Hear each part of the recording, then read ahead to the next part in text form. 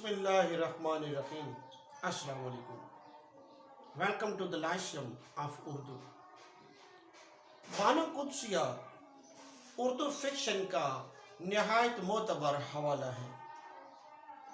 आज हम बानो कुद्सिया के नावल राजा गिद्ध पर गुफ्तगू करेंगे। बानो कुद्सिया अशफाक अहमद की शरीक हयात भी थी। बानो कुद्सिया और अशफाक अहमद उर्दू अदब का वो जोड़ा था जिसने बाकमाल काम सरंजाम दिए। बानो कुद्सिया ने अफसाने भी लिखे, नावल भी लिखे। हम गाहे बगाहे बानो कुद्सिया के काम के ऊपर बात करते रहेंगे। आज हम बानो कुद्सिया का जो इंतहाई अहम और उसका सबसे बड़ा हवाला नावल है उसके ऊपर गुफ्तगू करेंगे। राजा गिद्ध बिलाशुबा जब से पब्लिश हुआ है आज तक उर्दू ज़ुबान और अदब के अंदर उसका गलगला रहा है। आज भी राजा गिद्ध को पढ़ा जाता है, आज भी राजा गिद्ध छपता है, आज भी राजा गिद्ध के ऊपर डिस्कशंस होती हैं और निसाबात के अंदर ये शामिल है। राजा गिद्ध 1981 में 1981 में शाया हुआ था और इसके 452 पेजेस हैं। राजा गिद्ध के कितने हिस्से हैं, इसके कितने किरदार हैं, इसकी कहानी क्या है, हम आज इस हवाले से बात करते हैं।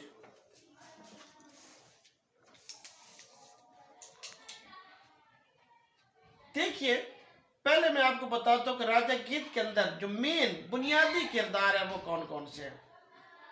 इसका जो बुनियादी किरदार है, मर्दाना किरदार है, सबसे बड़ा किरदार है जो शुरू से आखिर तक चलता है वो कयूम है, जिसे राजा गिद्ध कहा गया है। ये शेखुपुरा के इलाके चंद्रा में पैदा होता है। एक और बड़ा किरदार प्रोफेसर सोहेल है। ये सोशियोलॉजी का प्रोफेसर है जो पढ़ाता है। उसके बाद अगर हम इस नावल का हीरो कहें एट सम एक्सटेंट तो वो आफ्ताब है। सिमी शाह इस नावल की हीरोइन है और सिमी शाह पूरे नावल पर, अगरचे सारे नावल में नहीं चलती है लेकिन नावल के ऊपर छाई हुई है। आबदा एक और किरदार है, वहीद की बीवी है और नाराज होके मैके आई हुई है, बाद में अपने खामन के साथ राजी होकर चली जाती है चीचा वतनी। अमतनुल अजीज ये तवाइफ है और इसे भी जो मुसन्निफ है गिद्ध कहती है। उसके बाद एक मज़ार का जिक्र आया, बाबा शाह जमाल का मज़ार। रोशन और इफ्तिखार ये दो किरदार हैं। कहानी आगे बढ़ेगी तो हम इसके ऊपर डिस्कशन करेंगे। अफराहीम एक बच्चे का किरदार है जो एबनॉर्मल से सुपर एबनॉर्मल की तरफ चला गया। नाज़रीन मोहतरम, इसमें एक भाभी सौलत का किरदार है जो कयूम की भाभी है। कयूम के भाई का किरदार है जो सुबह 7 से शाम 9 बजे तक अपने ड्यूटी देता है, कोई जॉब करता है। एक साईं जी का किरदार इसके अंदर आता है। नाजरीन, इसकी जो कहानी है मैं आपको थोड़ी इसकी कहानी पहले सुनाई देता हूँ, उसके बाद हम इसकी डिस्कशन करेंगे। कयूम एक देहात में यानी शेखुपुरा के इलाके चंद्रा का रहने वाला है।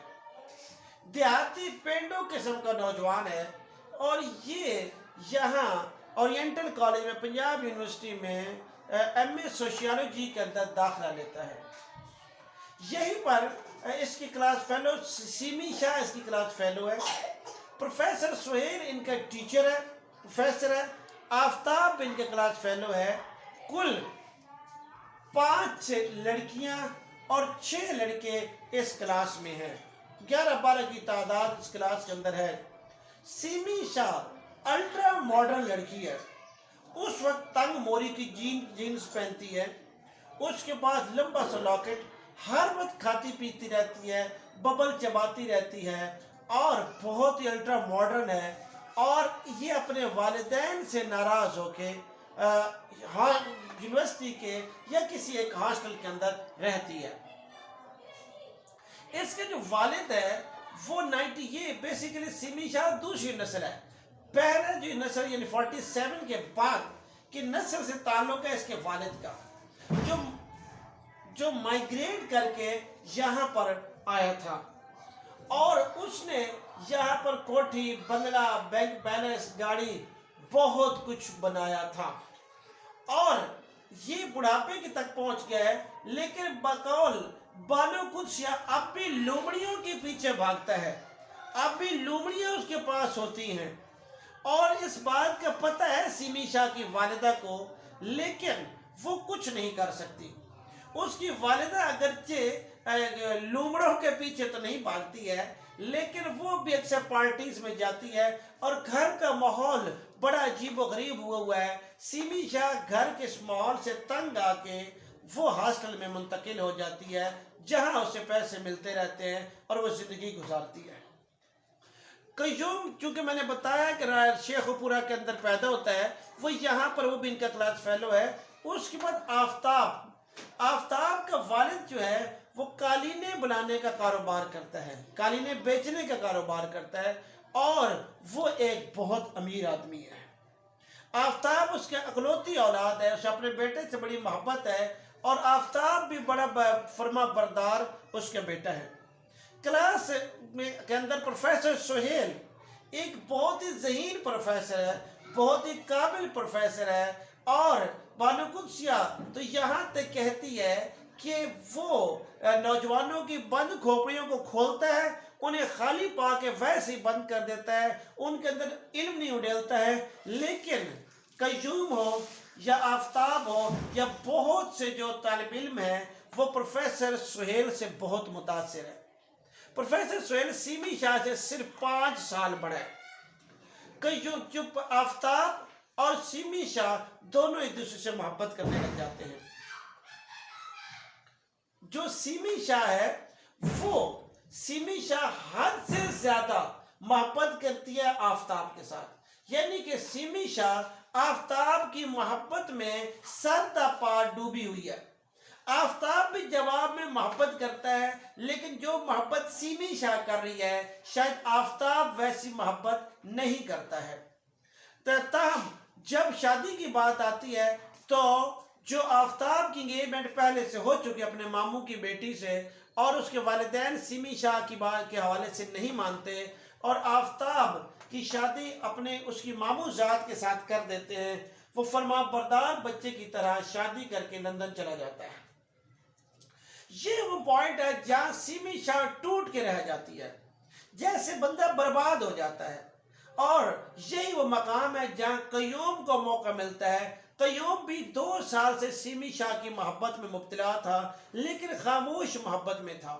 وہ سیمی شاہ سے اظہار محبت کرتا ہے، اور سیمی شاہ سے کہتی ہے کہ قیومی تمہیں پتہ ہے آفتاب کا نکاح ہو گیا ہے، پکے کاغذ والا نکاح، اس کی شادی ہو گئی ہے، وہ چلا گیا ہے۔ قیوم اس کے کندھے پر آ کے سر رکھتا ہے اور اسے تسلی دیتا ہے، لیکن سیمی شاہ تو اپنے آپ میں رہ ہی نہیں گئی ہوتی۔ اب صورتحال یہ بنتی ہے کہ کسی زمانے میں قیوم اور آفتاب آپس میں ایک ہی کمرے میں رہا کرتے تھے، رومیٹس تھے۔ تو سیمی شاہ قیوم کو اس لیے اہمیت دیتی ہے کہ وہ اس کا رومیٹ تھا، اور اسے ایسے لگتا ہے کہ قیوم جو ہے اس کے اندر آفتاب کی روح موجود ہے، آفتاب کی خوشبو، روح نہیں خوشبو موجود ہے۔ چنانچہ سیمی شاہ اس کے قریب آتی ہے، لیکن اس طرح قریب آتی ہے کہ سیمی شاہ قیوم سے کوئی بولتی رہتی ہے، قیوم کہتا ہے کہ ایک ہی دروازہ ہے جہاں سے سیمی شاہ بولتی رہتی ہے، قیوم سنتا رہتا ہے۔ سیمی شاہ صرف آفتاب کی باتیں کرتی ہے، اپنی باتیں کرتی ہے، اور اسے قیوم کی ذات کیا ہے اس سے کوئی تعلق نہیں ہوتا۔ یہ بات قیوم کو بہت چبھتی ہے، لیکن وہ تو راجہ گدھ ہے، حرام خور ہے، سیمی شاہ تو مر چکی ہے۔ آخرکار باغی جناح میں جاتے ہیں، شام سمے، رات کے وقت شام جب گزرتی ہے اترتی ہے، سیمی شاہ قیوم کے قریب آ جاتی ہے۔ اور یہاں تک کہ جسمانی رابطہ قائم ہو جاتا ہے۔ حقیقت تو یہ ہے کہ وہ جب سیمی شاہ قیوم کے سامنے لیٹ جاتی ہے تو وہ قیوم کو نہیں سوچ رہی ہوتی، وہ آفتاب کو سوچ رہی ہوتی ہے۔ اور مصنفہ لکھتی ہے کہ جسمانی رابطے کے ٹھیک 3 منٹ کے بعد جب سیمی شاہ اٹھتی ہے تو اس کے منہ سے نکلتا ہے آفتاب، گویا تصور میں خیالی طور پر وہ آفتاب سے ہی ہم بستری کر رہی ہوتی ہے۔ اور یہ لفظ قیوم کو گولی کی طرح آ کے لگتا ہے، لیکن چونکہ وہ راجہ گدھ ہے، اس طرح وہ روزانہ سیمی شاہ کے جسم کو نوچتا رہتا ہے۔ وہ اپنی دنیا کے اندر کھوئی ہوئی ہے اور اسے اب وہ سلیپنگ پلز کھانا شروع ہو گئی ہے، اسے نیند بھی نہیں آتی، وہ ہر وقت آفتاب آفتاب کرتی رہتی ہے، یہاں تک کہ ایک دن پتہ چلتا ہے کہ سیمی شاہ کی ڈیتھ ہو گئی ہے۔ وہ اپنے کمرے میں مردہ پائی جاتی ہے اور ڈاکٹرز بتاتے ہیں کہ سیمی شاہ نے بہت زیادہ سونے والی سلیپنگ پلز کھا لی تھی، جس کی وجہ سے اس کی ڈیتھ ہو گئی۔ قیوم کو اس کا بہت دکھ ہوتا ہے، پریشان ہوتا ہے۔ بہرحال قیوم گھر میں آ جاتا ہے اور اس کا بھائی جو ہے، یعنی لاہور کے اندر یہ واردات ساری ہو رہی ہے، قیوم کوئی کام نہیں کر رہا ہے، وہ ہمیں صرف اور صرف اس کے اگر کوئی دوست ہے یا تعلق دار ہے تو پروفیسر سہیل ہے، جس سے وہ مختلف طرح کے مشورے لیتا رہتا ہے۔ اب ہوتا کیا ہے؟ ہوتا یہ ہے کہ قیوم جو ہے وہ عابدہ جو کہ ان کی کوئی ریلیٹیو ہے، اس کے بھائی کے گھر میں آئی ہوئی ہے، اور یہ عابدہ مونگ پھلیاں بہت کھاتی ہے، اور اس کی ایک ہی ٹینشن ہے کہ اس کا بیٹا نہیں ہے اور اس کے اولاد نہیں ہے، یہ بے اولاد ہے، اور وہیں سے ناراضی کی بڑی وجہ بھی یہی تھی کہ اس کی اولاد نہیں تھی۔ قیوم جو بھی بات کرتا ہے، جدھر سے بھی بات کر کے لے آتا ہے، وہ ایک ہی بات اسے کہتی ہے کہ قیومی تمہیں کیا پتا، اولاد نہ ہو تو کتنا بڑا دکھ ہوتا ہے۔ آخرکار قیوم اسے امید دلاتا ہے اولاد کی، اور پروفیسر سہیل اسے یوگا کا ایک طریقہ ہے کمل آسن، اس کا بتاتا ہے، اور کمل آسن وہ پہلے شروع کر چکا تھا، سیمی کی موت کے بعد چیس بھی پینا شروع ہو گیا تھا۔ اب پروفیسر سہیل کے کہنے کے مطابق جو امریکہ سے واپس آ گیا تھا، تنترا یوگا، اس کی وہ اسے نصیحت کرتا ہے کہ تمہیں سکون مل جائے گا۔ بہرحال یوں ہوتا یہ ہے کہ قیوم کا عابدہ کے ساتھ جسمانی تعلق قائم ہو جاتا ہے۔ عابدہ سیمی شاہ نہیں ہے، عابدہ قیوم بھی نہیں ہے، عابدہ کو گناہ کا احساس بار بار ہوتا رہتا ہے، اور ایک ایسا وقت آتا ہے کہ قیوم اس بات کو سمجھ جاتا ہے اور وہ کسی بات سے ناراض ہو کے چلا جاتا ہے، لیکن کیا سچویشن کیا بنتی ہے، یہاں میں اس کہانی کو روک رہا ہوں۔ نیکسٹ جو قسط ہے اس میں آپ کو مزید کہانی کے بارے میں بتاؤں گا۔